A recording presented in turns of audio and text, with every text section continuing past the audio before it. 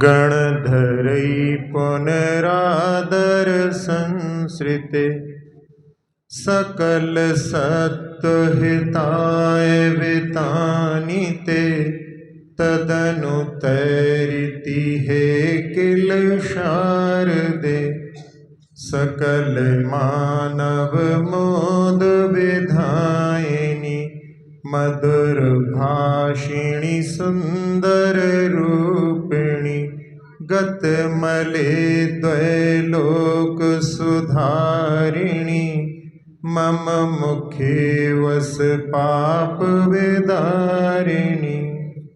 देवादिदेवादिनाथ भगवान की, गुरु नाम गुरु आचार्य ज्ञान सागर जी महाराज जी की, परम पूज्य गुरु और आचार्य विद्यासागर जी महाराज जी की, उत्तम सत्य धर्म की।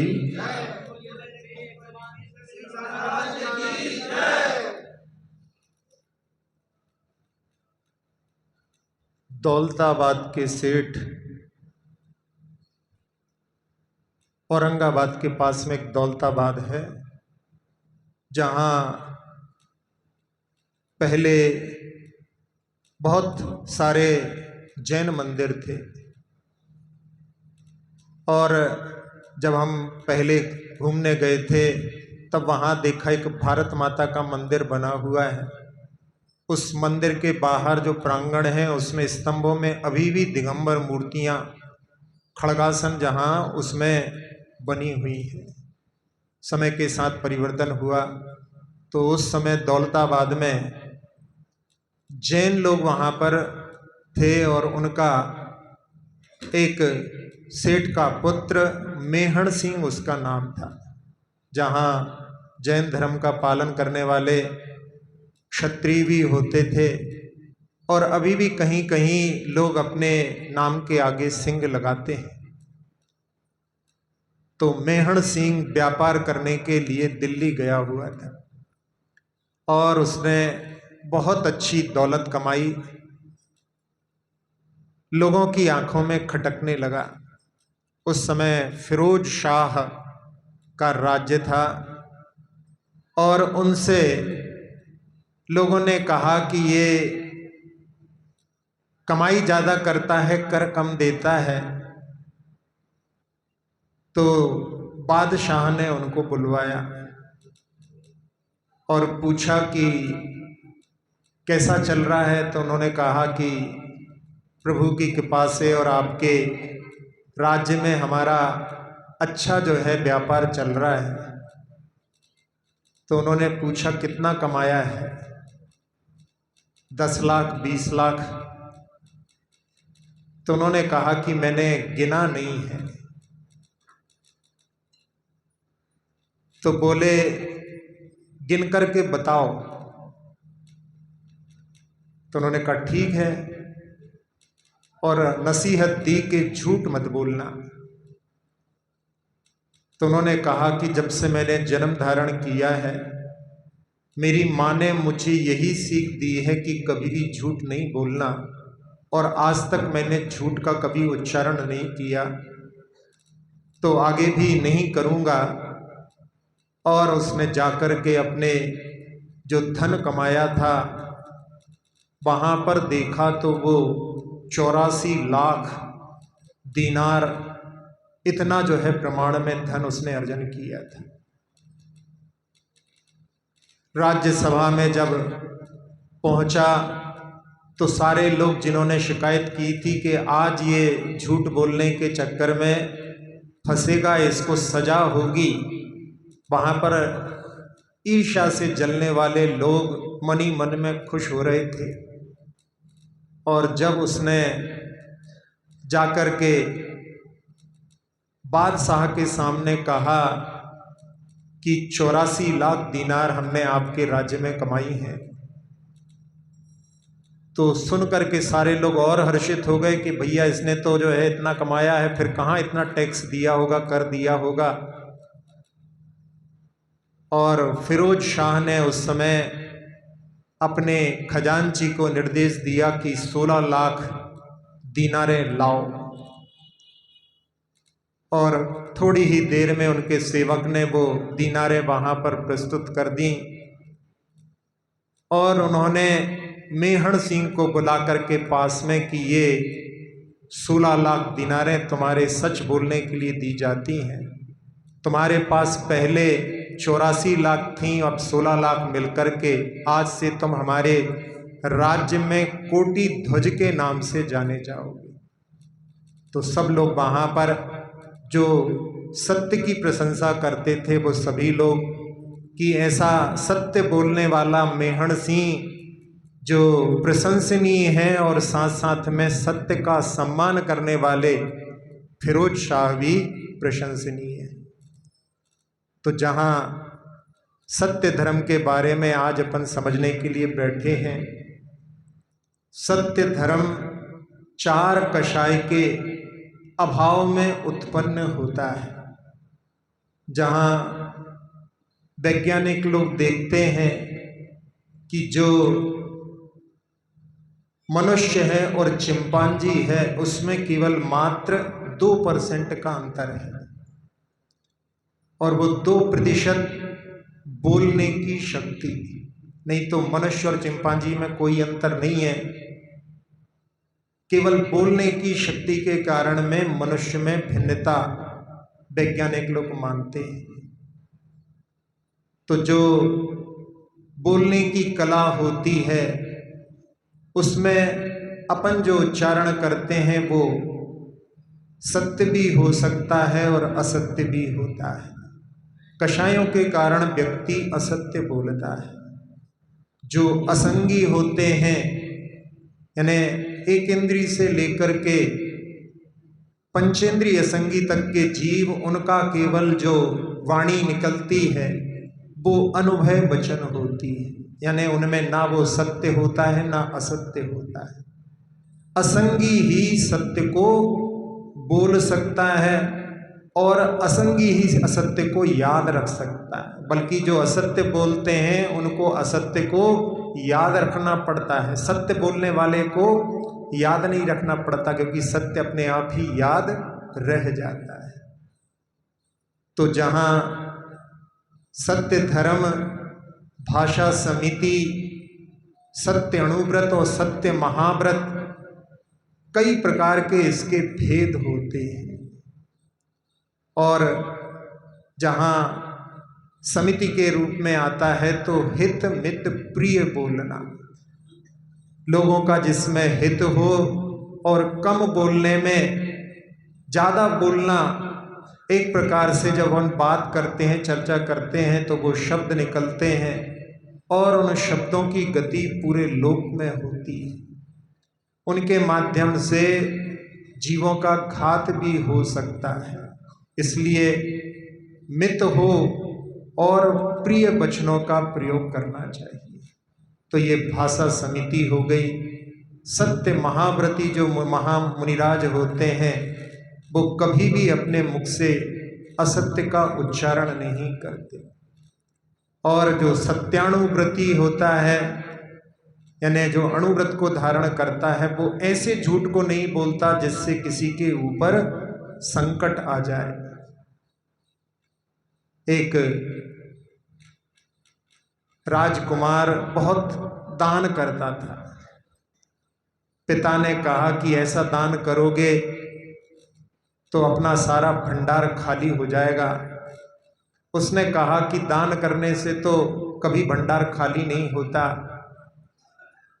पिता को कि दिखाओ अपने बल पर तुमने दान किया है, धन को जो है उपार्जन करके बतलाओ।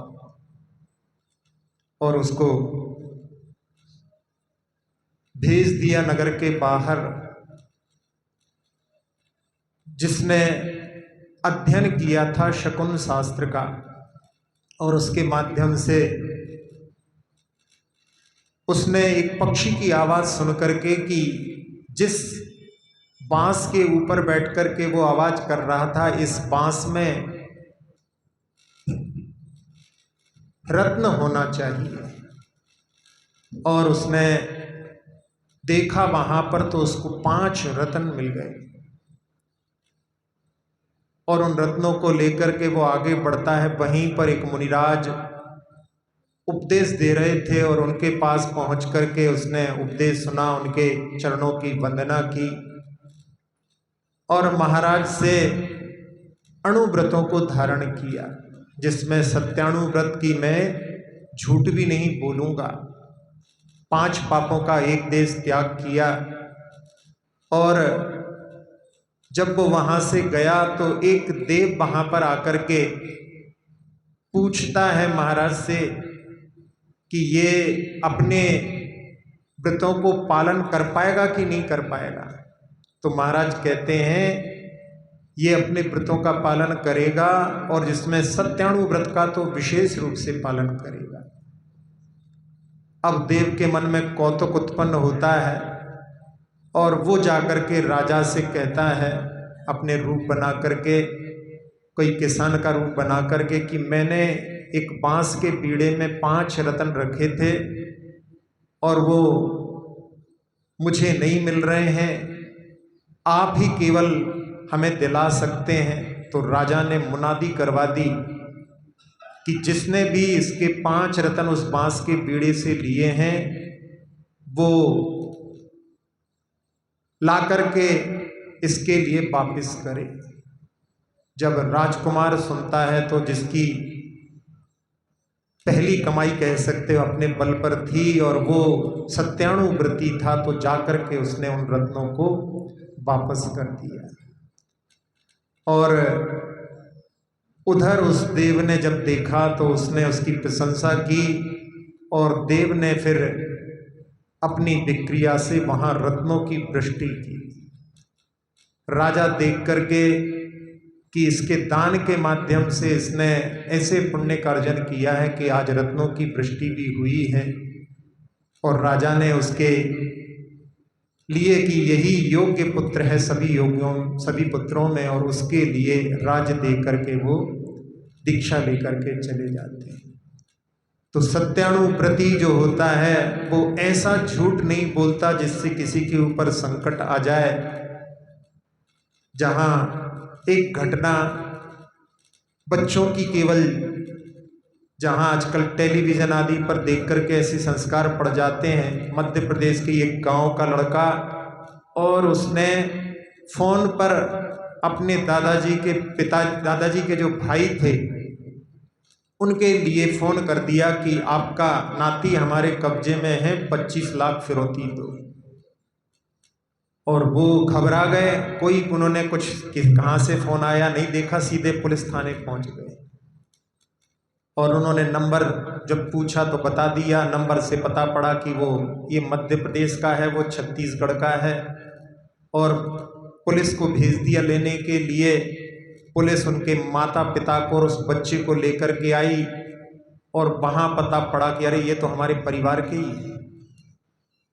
लेकिन वो केस दर्ज हो गया था, तो उस बच्चे को न्यायालय में शपथ लेकर के कि अब मैं कभी ऐसी झूठ नहीं बोलूंगा, तब उसका केस वहां से रफा दफा हुआ। इन्हें इतनी छोटी सी बात भी कितनी खतरनाक हो सकती है। तो ऐसी जो है असत्य की स्थिति होती है।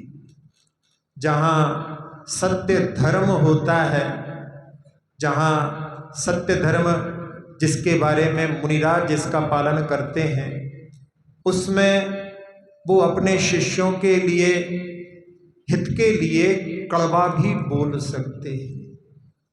तो जहां सत्य धर्म अपन जिसके लिए अपने लिए आराधना करने के लिए है, लेकिन ये मुनियों का धर्म है, और सत्य का जो पालन करते हैं, जो कभी सत्य नहीं, जो कभी असत्य नहीं बोलते, उनके लिए उनके जीवन में कहते हैं कि श्रावक भी वाक सिद्धि को प्राप्त कर लेता है। वाक सिद्धि आप लोग जानते होंगे, जो बोल दिया जाए वैसा हो जाता है।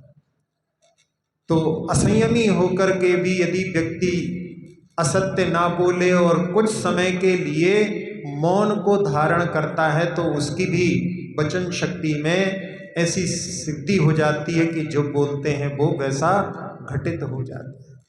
महाव्रतियों के जीवन में तो वाक सिद्धि होती है, कई ऐसे उदाहरण देखने के लिए मिलते हैं। गुरु नाम गुरु आचार्य ज्ञान सागर जी महाराज का एक जगह चातुर्मास हो रहा था। उस समय में आचार्य श्री की दीक्षा नहीं हुई थी, विद्याधर के रूप में थे, और एक दिल्ली के एक श्रावक भी उनके साथ में वहाँ पर साधना करते थे। दोनों भोजन करके लौट रहे थे और लोगों ने, आसपास के लोगों ने कि बरसात नहीं हो रही है, इनके कारण बरसात नहीं हो रही, ऐसा जो है उनके ऊपर कटाक्ष किया। और जब ज्ञान सागर जी महाराज के पास में पहुंचे तो जो दिल्ली वाले श्रावक थे उन्होंने अपनी पीड़ा ज्ञान सागर जी महाराज के सामने रख दी। उन्होंने कहा, इसमें कौन सी बड़ी बात है।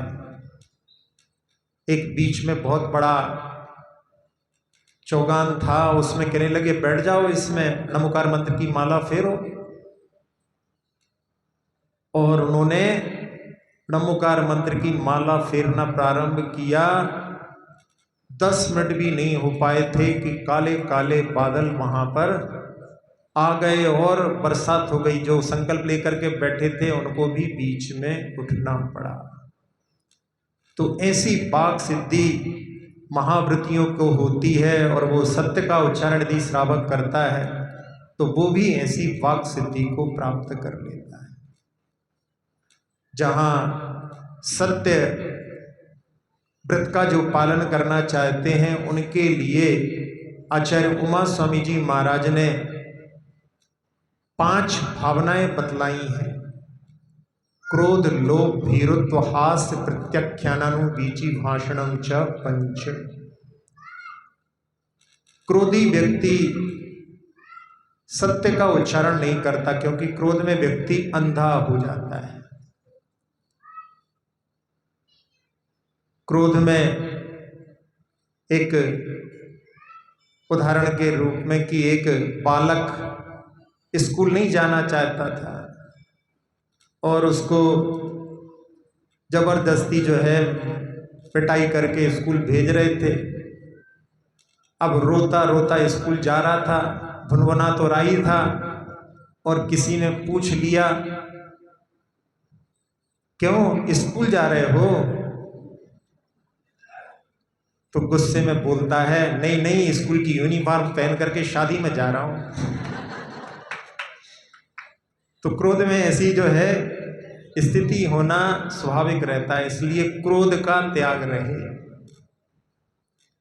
लोभ के कारण भी व्यक्ति झूठ बोलता है, सत्य का उद्घाटन नहीं करता। कल आया था लोभ कषाय जो है जब तक रहती हैं तब तक सत्य का उद्घाटन नहीं होता।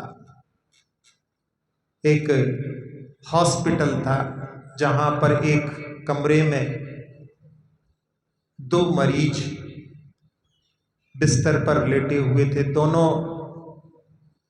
असाध्य रोगों से ग्रसित थे और दोनों को नर्स आकर के उठा करके दवाई पिलाती थी।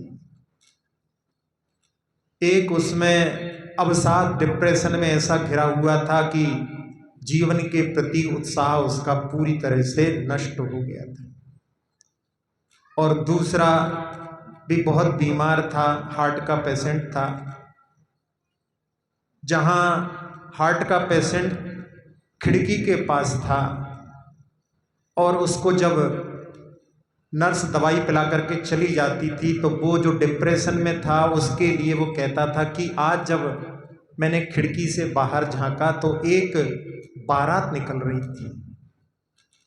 उस बारात में सभी लोग खूब जो है झूम झूम करके नाच रहे थे और खूब पैसे लुटा रहे थे। फिर दूसरे दिन उसने सुनाया कि अभी यहाँ से एक डोली निकली है और उसमें जहाँ दुल्हन रो रही थी और साथ साथ में पीछे उसकी जो सहेलियां थीं, उसकी बहनें थीं, वो भी सब रुदन कर रही थी। और उसको देख करके जो दूल्हा था वो भी रोने लगा। कई बार होता है ऐसा। तो वो उसको सुना करके जो अवसाद वाला था उसको वहां पर प्रसन्न करने की कोशिश करता था। अब एक दिन ऐसा हुआ कि रात के समय में जो हार्ट का पेशेंट था उसको अटैक आया, और जो अलार्म लगा हुआ था, घंटी लगी हुई थी, वो दूसरे पेशेंट के पास में थी, और वो बजा करके नर्स को इन्फॉर्म कर सकता था, लेकिन उसके मन में ये लोभ आ गया कि ये यदि इस अटैक से मरण को प्राप्त हो जाए तो ये पलंग खाली हो जाएगा, मुझे वो जगह मिल जाएगी। ये लोभ, उसने सत्य का उद्घाटन नहीं किया और आंखें जो है बंद करके, जैसे गहरी नींद में हो, कभी नींद आती नहीं थी लेकिन उस समय में बहाना करके वो और सामने वाले को मरता हुआ देखता रहा। इतना छोटा सा लोभ, जो कल अपन ने भोग का लोभ देखा था, ये खिड़की आदि से झांकना, ये उपभोग बार बार जो है उसमें अपन दृश्यों को देखते हैं तो उपभोग सामग्री के समान वो उसके लोभ के कारण उसने घंटी नहीं दबाई और थोड़ी ही देर में उसके प्राण निकल गए। और जब नर्स ने आकर के देखा मृत हो चुका है तो उसकी डेड बॉडी को वहां से ले गए। पलंग खाली हो गया था तो इसने कहा कि हमको वहां शिफ्ट कर दो, तो अब एक ही है तो जहां चाहो वहां रह सकते हो। और इसको जब दवाई पिलाने के लिए नर्स ने उठा करके दवाई पिलाई तो इसने देखा खिड़की से बाहर झांक करके, तो खिड़की के बाहर कुछ दिखाई नहीं दे रहा था, एक दीवार दिखाई दे रही थी। तो इसने पूछा नर्स से कि ये दीवार कब से बन गई? तो उसने कहा ये दीवार कब से बन गई? ये दीवार तो जो है पहले से बनी है, हॉस्पिटल तो बाद में बना है। तो कहने यहां से तो कुछ दिखाई नहीं देता, वो जो है पेशेंट जो है हमको यहां से कि यहां से बारात निकल रही है, डोली निकल रही है, वो सब देख देख करके सुनाता रहता था। कहने वो तुमको देख करके सुनाता था? वो कैसे देख सकता है, वो तो अंधा व्यक्ति था।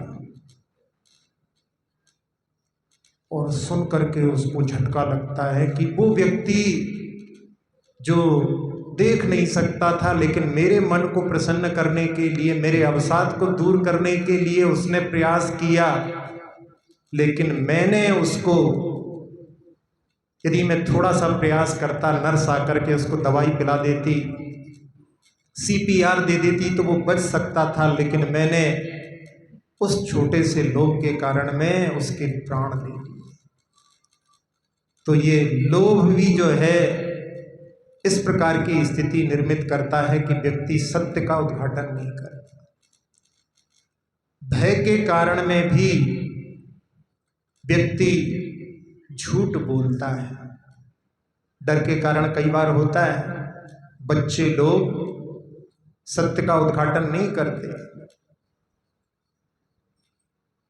एक बार एक बच्चे ने, जो अपने पिता से कभी झूठ नहीं बोलता था, आज झूठ बोला। तो उस समय उसने कि क्यों झूठ बोला, जब उसको पता पड़ा तो उसने जाकर के महाराज से कहा, और महाराज ने जब उससे पूछा तो उसने कहा कि मैं पापा के सामने नहीं बताऊंगा, अकेले में बताऊंगा। तो उसने कहा कि आज हम जब स्कूल में अपना होमवर्क करके नहीं ले गए थे तो सर ने पूछा कि कौन होमवर्क करके नहीं लाया है, तो मैंने कभी झूठ नहीं बोलता तो हाथ उठा दिया। और सर ने पूछा क्यों नहीं किया, तो मैंने कहा कल सर सिर दर्द हो रहा था। कहने बहाने करता है, और उन्होंने मेरी पिटाई कर दी। बगल में मेरा जो मित्र बैठा था उसने भी होमवर्क नहीं किया था, लेकिन उसने हाथ नहीं उठाया, डर के मारे कि यदि हम भी हाथ उठा देंगे तो हमारी भी पिटाई हो जाएगी। तो फिर मैंने सोचा कि ऐसे सच बोलने से क्या जिसके माध्यम से पिटाई हो जाए, मतलब यदि व्यक्ति सच बोल रहा है और उसकी पिटाई हो जाए तो आपने सच का सम्मान नहीं किया। तो वो वहां पर अपने पिता को नहीं बताया कि हम इसको बताएंगे तो इनको दुख होगा। तब उनके पिता को समझाया कि इसने आपको दुख होगा इसलिए सच नहीं बोला है, तो ये जो है झूठ नहीं है। लेकिन जहां कोई भय से यदि नहीं बताता है तो वो जो है झूठ कहलाता है। तो ये, और एक जो है आगम के अनुसार बोलना, तो आगम के वचनों के अनुसार जब बोलते हैं तो उसमें फिर असत्य का उद्घाटन नहीं होता, सत्य का ही उद्घाटन होता है। लेकिन उसमें ही लोग आगम के अर्थ को अपने अनुसार बदल करके यदि उच्चारण करें तो, क्योंकि उधर तो सूत्र वाक्य लिखे हैं, उसकी व्याख्या आपके ऊपर है। यदि आप आगम के अनुसार व्याख्या नहीं करोगे तो उसमें भी असत्य हो सकता है। और आजकल ऐसा भी काफ़ी हो रहा है जहाँ पर लोगों के लिए जो सुख का धर्म चाहते हैं, कुछ करना नहीं चाहते, उन लोगों को भी यदि ऐसा ही उपदेश दे दिया जाए तो वो भी आगम के अनुसार नहीं होगा। जहाँ 4 प्रकार के असत्य होते हैं। एक होता है उपस्थित को अनुपस्थित कहना, यानी जो चीज है और उसको मना कर देना। जब हरिवंश राय बच्चन की शादी होकर के और वो अपनी पत्नी के लिए लेकर के आने वाले थे तो उन्होंने अपने पहले माँ को बोल दिया कि जो बहू आ रही है उसकी एक आंख कांच की लगी हुई है। अब जब विवाह होकर के तेजी बच्चन वहां पहुंची तो उनकी माँ जो है उनके लिए बार बार देखें कि कौन सी कांच की है। तो बहुत देखने के बाद समझ में नहीं आया उनको, तो उन्होंने फिर बाद में एक दिन पूछ ही लिया कि सही सही बताओ कौन सी तुम्हारी कांच की है। अब वो थी नहीं वहां पे, उपस्थित था, लेकिन फिर भी उसको अनुपस्थित उन्होंने उनके पुत्र ने ही मजाक मजाक में बोल दिया। फिर बाद में फिर वो हंसी का एक जो है रूपक बन गया। लेकिन ऐसा जो है उपस्थित को अनुपस्थित कहना, ये पहले प्रकार का असत्य होता है। तो मजाक मजाक में, हंसी हंसी में भी, हास्य में भी, क्रोध लोभ भीरुत हास्य उसमें छूट गया। तो अपन इसको हास्य में यानी हंसी हंसी में भी लोग झूठ बोलते हैं। जहाँ अप्रैल फूल होता है, जहाँ पाश्चात्य संस्कृति में लोग झूठ बोल करके आनंद मनाते हैं, लेकिन वो झूठ भी जो है पीड़ादायक हो सकता है। हंसी हंसी में भी लोगों के लिए तकलीफ हो सकती है। तो यहाँ पर भी अपन उस प्रकार से इसको ले सकते हैं। और दूसरा होता है असत्य अनुपस्थित को उपस्थित कहना, जो नहीं है फिर भी उसको कह देना कि है। एक तो ऐसा होता है कि माँ जब भोजन कराती है और उस समय में सामग्री खत्म भी हो जाती है, सब बच्चे को परोस देती है, फिर भी कहती है सब रखा हुआ है, तो वो तो उसकी वात्सल्य की भावना रहती है, वो एक प्रकार से असत्य की कोटि में नहीं आता। लेकिन एक बार ऐसा हुआ कि कुछ मित्र जो हैं एक साथ में घर में आए हुए थे और पति ने कहा पत्नी से कि चाय बना दो। तो पत्नी ने कहा कि शक्कर नहीं है। तो उन्होंने कहा कि बिना शक्कर की बना दो, हम सब संभाल लेंगे। और उन्होंने जब चाय परोसी तो कहा भैया इसमें किसी कप में जो है शक्कर नहीं है, एक कप में, और जिसके हाथ में वो आएगी उसको कल पार्टी देना है। जैसे आज हमारे यहाँ पार्टी हो रही, कल उसके यहाँ पार्टी होगी। और उसके बाद में तो किसी ने जो है नहीं बोला कि हमारे कप में शक्कर नहीं है, बल्कि यहाँ तक कह दिया भैया इतनी शक्कर तुम्हारी पत्नी डालती है, हमें तो डायबिटीज का डर है, तुम्हें जल्दी ना हो जाए। तो ऐसा जो है अनुपस्थित को उपस्थित कहना और कुछ का कुछ कहना, ये तीसरे प्रकार का असत्य होता है। एक बहू जो अपनी सास के लिए थाली परोसती है तो उसमें थाली को जब जिसकी माँ को दिखाई नहीं देता वो जब खाती है तो बोलती है कि अरे आज तो खीर बनी है। तो लड़का सुनकर के चौंकता है, कहता है माँ खीर तो रोज बनती है। अरे नहीं बेटा, रोज तो महेरी बनती है, आज खीर बनी है। तब बेटे को समझ में आया कि दोनों सफेद सफेद दिखती हैं, लेकिन भेदभाव करके हमें खीर परोसी जाती थी और अब माँ को जो है महेरी परोसी जाती थी। तो कुछ का कुछ बोलना, ये उदाहरण जो है किसका है? तीसरे प्रकार के असत्य का है। फिर चौथा असत्य होता है कठोर निष्ठुर बोलना। जो अप्रिय होता है, ऐसे सत्य का भी यदि उद्घाटन करते हैं वो भी असत्य कहलाता है। एक बिल्डिंग में ऊपर जहां कोई खड़े रहते हैं, कोई प्रोसेसन निकलता है तो सारे के सारे लोग बाहर आ जाते हैं। तो उस प्रोसेसन में वो देख रही थी एक वृद्धा कि एक अर्थी निकल रही थी, और उस अर्थी को देख करके, आवाज सुन करके उसकी बहू भी आ गई। और बहू ने क्या कि क्या हो रहा है? तो सास ने कहा कि एक अर्थी निकल रही है। तो बहू ने कहा कि तेरी कब निकलेगी? सास ने कहा कि कोई संसार में अमर होकर के नहीं आया, मेरी भी निकलेगी। तो उसने कहा कि वो निकालना तो तुम्हारे हाथ में है, यहीं पास से जो है पटरी निकलती है, वहां चली जाओ, और नहीं तो कहो हम तुम्हारे लिए जहर ला करके देते हैं। ऐसे कटु वचन जो उसने अपनी सास से बोले, तो उसने कहा कि इसको जितना बोलेंगे उतनी जो है आगे बोलेगी, इसलिए मौन रहना अच्छा है।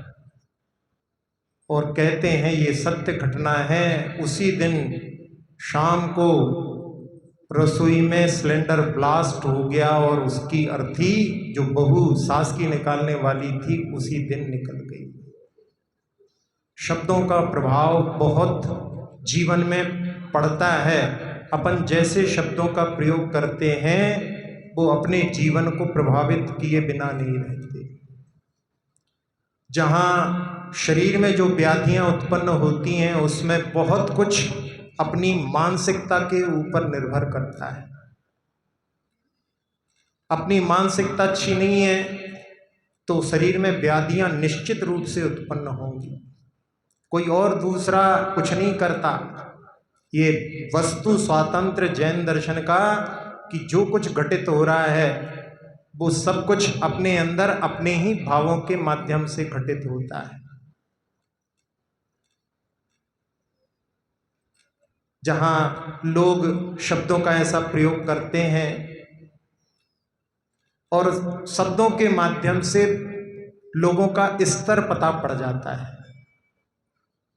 जैसे जब तक दुकान नहीं खुलती, शटर नहीं उठती तो दुकान में क्या बिकता है पता नहीं पड़ता। इसी प्रकार से जब तक शब्द का उच्चारण नहीं करते व्यक्ति के हृदय को भी आप जान नहीं सकते। तो जो लोग गालियां देते रहते हैं उनसे उनका स्तर पता पड़ता है। जो लोग अच्छे शब्द उच्चारण करते हैं उनसे भी उनका स्तर जो है समझ में आता है। भले ही कोई गरीब हो और अच्छे शब्दों का उच्चारण करता है तो वो उच्च स्तरीय माना जाएगा, और अमीर होने के बाद में भी यदि शब्दों का प्रयोग सही नहीं करते तो वो निम्न स्तरीय माने जाएंगे। एक माँ जो दूसरों के घर में काम करती थी और वहां से लौटने में विलंब होता था, बच्चा स्कूल से जल्दी आ गया है, तो वो माँ से बोलता था अरे कहाँ मर गई थी? तो माँ कहती थी क्या तेरे हाथ टूटे हैं? जो सीके में टंगा है भोजन उठा के खा लेता। ऐसे जो है आपस में बोलते रहते थे। ये प्रसंग जो है जब हमने पढ़ा और उसी के बाद में 2-3 दिन बाद में सुबह सुबह जंगल के लिए जा रहे थे तो एक जगह पर एक बिटिया स्कूल जाने के लिए तैयार खड़ी थी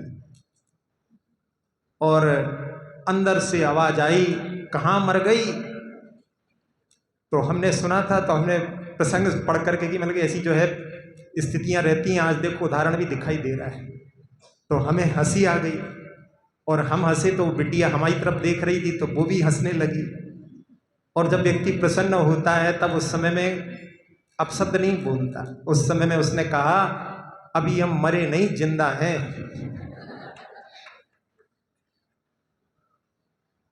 तो जहां वो ऐसे बोलते थे और एक दिन ऐसा हुआ, बच्चा बड़ा हो गया और उसने साइकिल पर एक दिन माँ से कहा कि तू काम पर जा रही है, ला मैं छोड़ देता हूँ तुझे। साइकिल पर बिठा लिया और जहाँ ढाल था, काफ़ी ढलान पर जो है उसकी गाड़ी की स्पीड काफ़ी बढ़ गई और एक रास्ते से एक 4 व्हीलर आ रहा था, उससे एक्सीडेंट हो गया।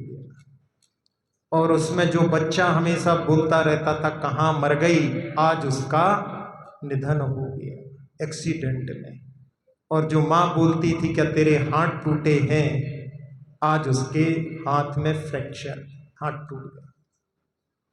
शब्दों का प्रभाव जीवन में किस प्रकार से पड़ता है, अपन इसको इस उदाहरण के माध्यम से देख सकते हैं। जहां व्यक्ति जब सत्य बोलता है तब उस समय में उसकी प्रशंसा होती है, और जब जो व्यक्ति असत्य बोलता है, असत्य पकड़ा जाता है, तो उस समय में उसको शर्मिंदा होना पड़ता है। लेकिन आजकल मोबाइल का जमाना है, कोई किसी से पूछे कहाँ से बोल रहे हो, सामने वाला भी जानता है कि कौन सच बोलने वाला है। कोई ने फोन किया, कहाँ से बोल रहे हो, कहले मंदिर से बोल रहे हैं। अच्छा मंदिर से बोल रहे तो जरा घंटी बजा के दिखाना। हो सकता कि नहीं हो सकता। तो ऐसी जो है स्थितियां बन जाती है। यहाँ अपन जो सत्य केवल अपन शब्दों के माध्यम से बोलते हैं उसके बारे में विचार कर रहे हैं, लेकिन एक सत्य सार्वभौमिक भी होता है। आइंस्टीन ने कहा कि we know only absolute, we know only partial truth, we know only partial truth, absolute truth known to universal observer. जो पारमार्थिक सत्य होता है वो तो केवल ही जानते हैं, अपन तो केवल पार्शियल सत्य को जानते हैं, यानी थोड़ा आंशिक सत्य को जानते हैं। तो सार्वभौमिक सत्य क्या है उस पर भी विचार करें तो सार्वभौमिक सत्य में कि इस संसार में सब चीजें परिवर्तनशील हैं। जहां आज 5वां दिन है और 5वां ही अध्याय में एक सूत्र आता है, उत्पाद व द्रव्युक्तम सत। सब चीजें परिवर्तनशील हैं। इसी को आचार्य श्री ने मूक माटी में आना जाना लगा हुआ है। आना यानी नई पर्याय की उत्पत्ति, जाना यानी पुरानी पर्याय का विनाश, और लगा रहना ये द्रव्य। परिवर्तन होता रहता है, कोई भी यहां पर स्थिर नहीं है। और जो इसका स्वरूप को जो है नहीं जानता वो भी भ्रमित हो जाता है। एक व्यक्ति बहुत सुंदर था और उसकी संतान भी उत्पन्न हो गई थी, संतान भी उसके बराबर हो गई थी। संतान भी सुंदर थी लेकिन पिता की सुंदरता अपने आप में अलग थी। बेटे के सामने भी वो जो है बेटे से ज्यादा सुंदर लगते थे। और जहां परिवर्तन भी होगा इस पर जो है अनित्य भावना पर विचार नहीं किया था, और जब झुर्री पड़ी चेहरे पर तो ऐसा लगा कि मेरी तो सारी दौलत लुट गई, और ऐसा डिप्रेशन में कि अपना आत्मघात करने के बारे में प्रयास करने लगा। लड़का इंजीनियरिंग कॉलेज में पढ़ता था, वहां पर वापस ला करके उसको जो है इसलिए रखा था कि अपने पिता को मरने से बचाए। इतना था कि उनको टॉयलेट के अंदर कड़ी लगाने के लिए भी मना था, लेकिन 24 घंटे रहने के बाद में भी रात में सोते समय उसने जो है अपना जो बहुमूल्य शरीर, मानव शरीर प्राप्त हुआ था, उसने उसको नष्ट कर दिया। केवल इस बात से कि वो सार्वभौमिक सत्य से परिचित नहीं था। तो ये सत्य भी अपने लिए कि अपनी जो आयु आदि है वो भी हमेशा रहने वाली नहीं। सब जो कुछ जातस्य ही ध्रुवम मृत्यु, जो भी उत्पन्न हुआ है सबकी मृत्यु होगी। लेकिन हम तो ये सोचते हैं कि मृत्यु जो है बुढ़ापे के बाद ही आती है, कोई ऐसा भरोसा नहीं। कई बार जो है कोरोना आदि में तो आपने देखा ही होगा कि कई लोग युवावस्था में भी चले गए, और एक्सीडेंट आदि में भी कई बार ऐसी स्थितियां बन जाती हैं। एक युवा एक नगर में पहुंचा और उसने सुना कि यहाँ की एक सेठ की पुत्री बहुत सुंदर है और वो उसके लिए प्राप्त होगी जो उनके पास में 3 बैल हैं, उनको पकड़ने में समर्थ हो जाएगा, उसको वो प्राप्त होगी। तो उसने सोचा कि सुंदरी को हम भी प्राप्त करें। पहुंच गया।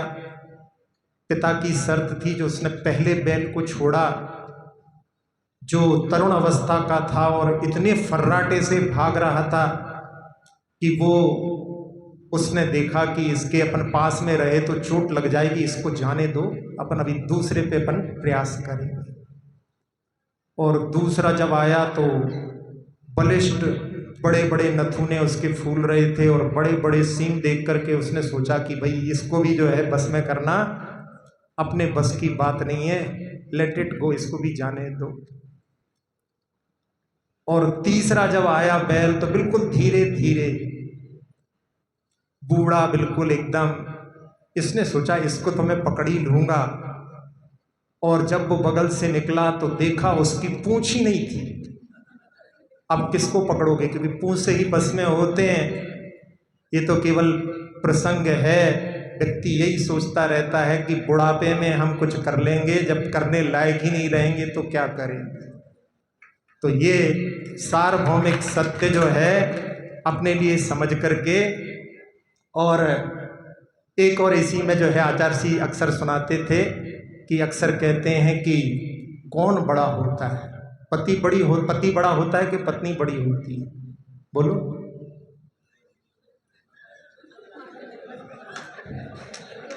है चले उस पाले में भेज दिया कौन बड़ा होता है? कई बार कहते हैं नर और नारी में, नर में जो है मात्राएं कम है, नारी भारी होती है। लेकिन देखा जाए तो इसमें भी अपन इसी के हिसाब से देखें, ना पति बड़ा होता है ना पत्नी बड़ी होती है, क्योंकि दोनों का जन्म एक साथ होता है, एक साथ जन्म होता है। अरे पति पत्नी जो है हमेशा छोटी होती, लगभग कोई की विकल्प में ऐसे हो जाते हैं कि हो जाती बड़ी, लेकिन अधिकतर तो पत्नियां छोटी होती हैं। लेकिन ये नहीं, इसको आप ऐसे समझें। अब दूसरा विषय प्रश्न बोलते हैं, पिता बड़ा होता है कि पुत्र बड़ा होता है? अरे महाराज जी, कभी कभी कुछ लेवल के भी प्रश्न किया करो, बच्चों जैसे प्रश्न करते हो। तो इसमें भी पिता बड़ा होता है कि पुत्र बड़ा होता है? ये भी पिता और पुत्र दोनों बराबर होते हैं। क्यों होते हैं? क्योंकि जब पुत्र का जन्म होता है तब से उस पुरुष को पिता कहने लगते हैं। पिता का जन्म भी पुत्र के साथ में होता है, दादाजी का भी जन्म नाती के साथ में होता है। अभी तक उनको दादा नहीं बोलते थे, जिस दिन बच्चे का नाती का जन्म हुआ उस दिन से दादाजी का भी जन्म हुआ।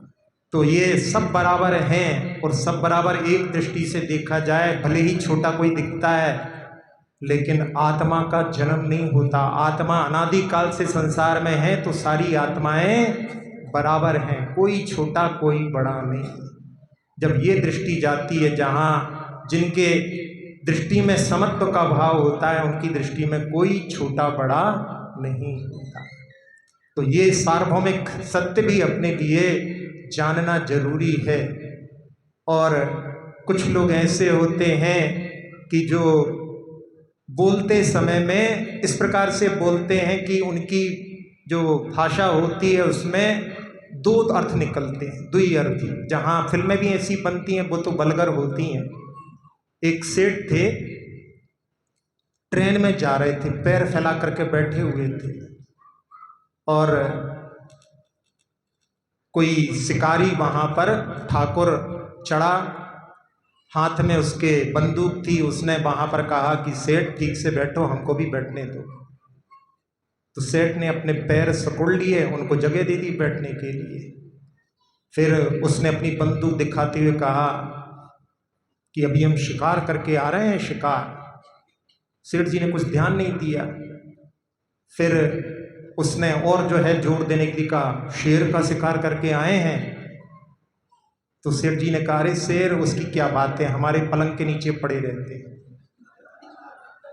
तो एक तोलने वाले जो होते ना, शेर बांट, उसको भी शेर बोलते हैं।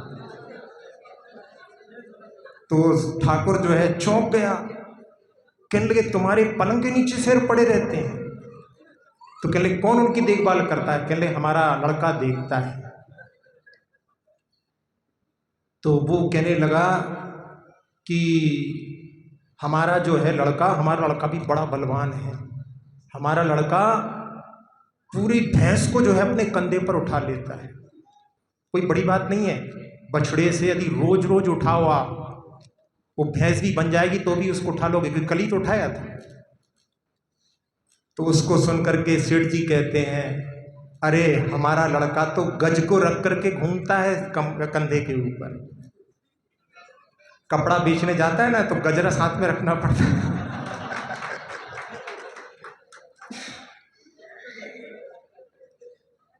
तो ठाकुर कहता है गज को रखता है।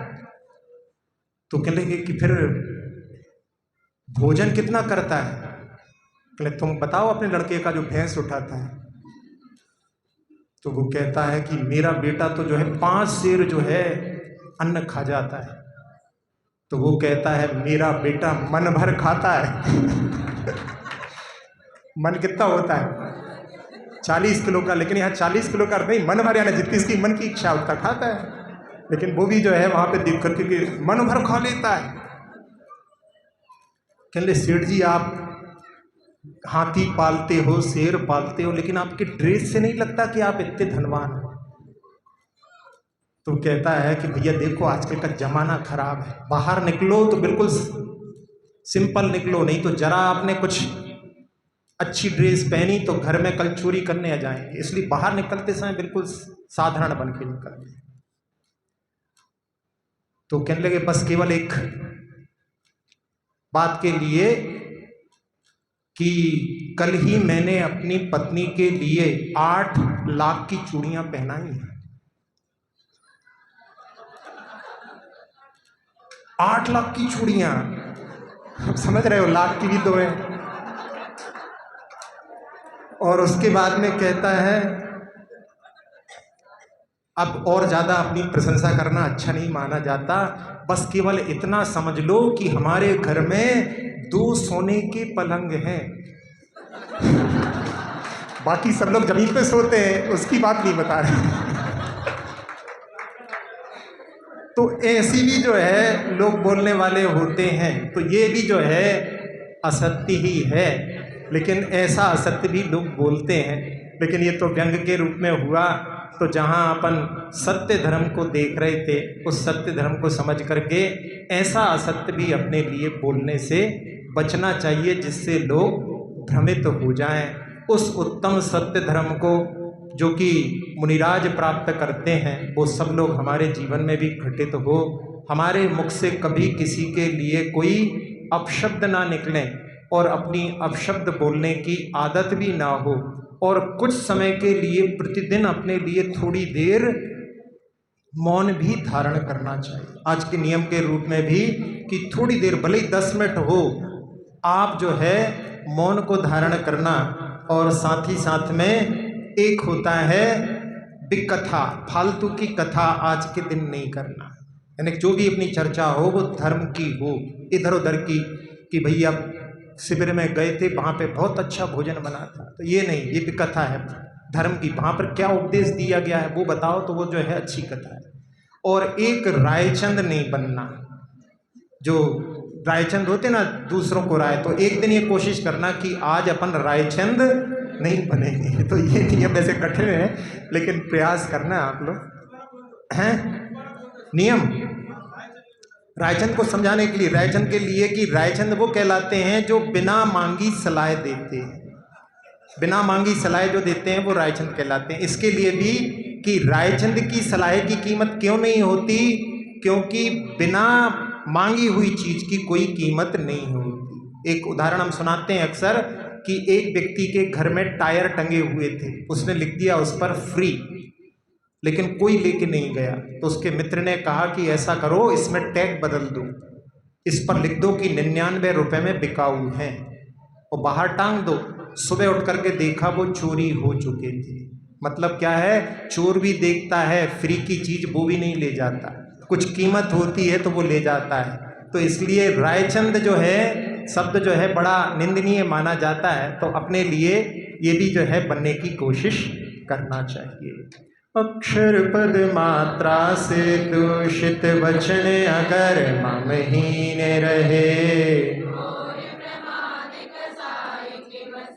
सम्यक अर्थ विलीन किए। जिन वाणी माता मेरी उन सब त्रुटियों को क्षमा करे, दे आशीष शीघ्र हम सबको केवल लब्धि रमा मिले।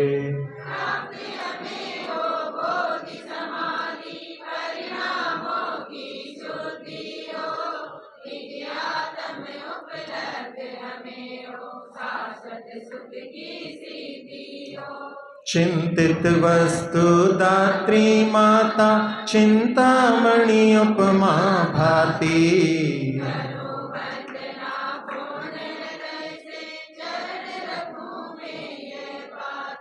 कर जिन वाणी स्तुति, तन की ममता टार।